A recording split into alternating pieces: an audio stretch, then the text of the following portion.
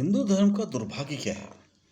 धर्म का दुर्भाग्य ये है कि हिंदू धर्म के लोगों ने अपनी महिलाओं की इज्जत नहीं की और वही उनके विनाश का सबसे बड़ा कारण रहा। आप अगर 1000 साल तक गुलाम रहे तो आप विनाश के कगार पे ही रहे और अभी भी आप गुलाम हुए।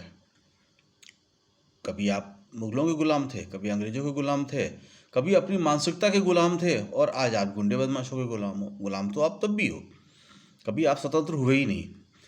अब आप सबसे पहले आपका सतयुग से लेके चलिए। जब भी भगवान राम के समय का लीजिए। अब दशरथ जी ने कैकेयी को वरदान क्यों दिए थे? क्योंकि उन्होंने युद्ध में उनकी जान बचाई थी।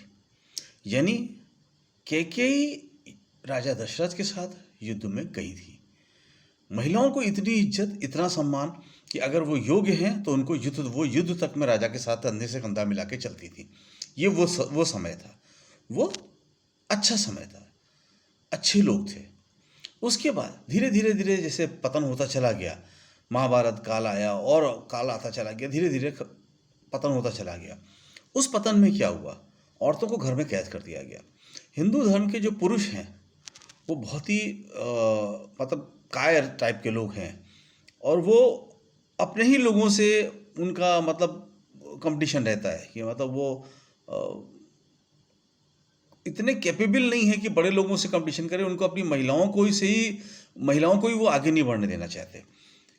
महिला अच्छी जॉब करे, अच्छा काम करे, अच्छे जगह पे निकले, वो उनकी सोच में नहीं है। उनकी सोच में ये है कि महिला का काम सिर्फ खाना बनाना उनके लिए। तो कि क्या हुआ, वो समय आ गया जब आपने लोगों को डिवाइड किया ब्राह्मण, क्षत्रिय, वैश्य, शूद्र में।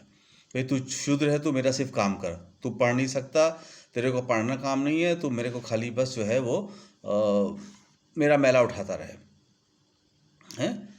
तो ये जो डिवाइड किया गया, डिवाइड एंड रूल की पॉलिसी अंग्रेज नहीं लाए थे। डिवाइड एंड रूल की पॉलिसी हिंदू लाए थे, हिंदू मर्द, हिंदू धर्म लाया डिवाइड एंड रूल की पॉलिसी।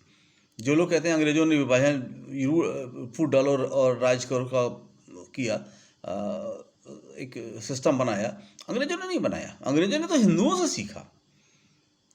क्या हिंदुओं से सीखा? 4 भागों में ब्राह्मण, क्षत्रिय, वैश्य, शूद्र डिवाइड कर दिए, उनमें भी और जातियां बना दी, उसमें और प्रदेश बना दिए। तो ये तो उन्होंने, अंग्रेजों ने हमसे सीखा था। ये हिंदू धर्म की काबिलियत है। उसके बाद देखिए, अभी ये जो अब आज़ादी के पहले तक ले लीजिए, कितनी महिलाएं जॉब करती थी, कितनी महिलाएं को ऑफिसों में पोस्टेड थी? कोई नहीं। आज़ादी के बाद से ये नेहरू गांधी की फैमिली, ये कांग्रेस की का कल्चर था जिसने महिलाओं को बुलंदी उस पर पहुंचा दिया। सबों को घरों से निकाल निकाल के बड़े बड़े ऑफिसों में बैठा दिया, योग्य बना दिया, पढ़ा लिखा दिया गया। ये कांग्रेस की देन थी। उसके बाद कांग्रेस के जाते ही फिर क्या हुआ? फिर वो हिंदूवादी आ गए, और हिंदूवादी आ गए तो उन्होंने क्या कहना शुरू किया? महिलाएं पढ़ लिख जाती तो घमंडी हो जाती। घमंडी, उनको गर्व आ जाता है। महिला को गर्व नहीं करना चाहिए, महिला को इनके पैर के जूते के नीचे रहना चाहिए।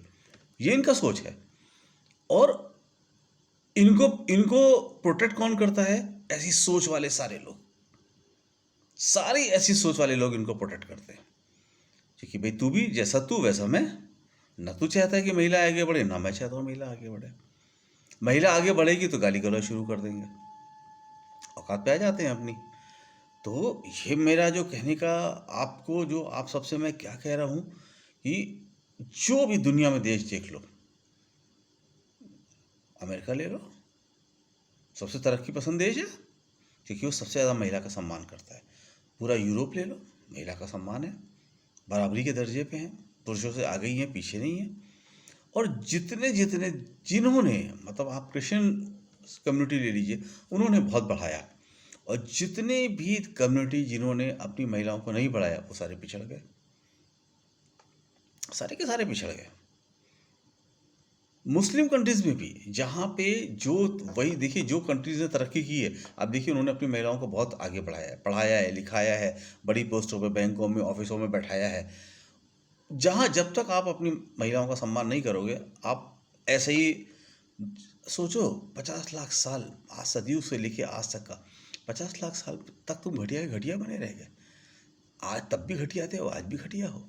आज भी महिला का सम्मान नहीं करते। अभी आज भी वही कत्लेआम मचाए हुए हो, आज भी वही छोटी मानसिकता है, आज भी वही ब्राह्मण क्षत्रिय वैश्य शूद्र है, आज भी वही शूद्र को मंदिर में नहीं जाने देंगे, ये नहीं करने देंगे, वो नहीं करने देंगे, वही सब। तुम सुधर ही नहीं। 50 लाख साल में जो आदमी, जो धर्म वो सुधर नहीं सका, उसको रहने की, उसकी एग्जिस्टेंस की कोई मतलब ही नहीं है। और आज क्या हो गया है? आज तो महिलाओं का कत्लेआम हो रहा है। उत्तर प्रदेश तो महिलाओं को कत्लगाह बन गया। रोजाना मर्डर, रोजाना मर्डर, रोजाना मर्डर। किसी भी आदमी में शर्म होती तो वो छोड़ के चला जाता कि साहब इससे ज़्यादा। एक हमारे लाल बहादुर शास्त्री थे, रेल दुर्घटना हो गई, उन्होंने तो नहीं की थी, उन्होंने तो नहीं कहा कि वो तो रेलगाड़ी तो नहीं चला रहे थे कि उन्होंने एक्सीडेंट कर दिया हो। मंत्री थे, उनकी जिम्मेदारी थी। उन्होंने कहा मेरी मोरल रिस्पॉन्सिबिलिटी है कि मेरे समय में अगर रेल दुर्घटना होती है तो मैं जिम्मेदार हूँ। तो जो होम मिनिस्टर हैं, जो गृह मंत्री हैं, जो मुख्यमंत्री हैं, इतनी मर्डर, इतने अपराध के बाद भी अगर कुर्सी पे बैठे हुए हैं, तो ये डिफरेंस है लाल बहादुर शास्त्री का, जो कांग्रेस के थे, और जो आज हिंदूवादी लोग हैं। यही डिफरेंस है।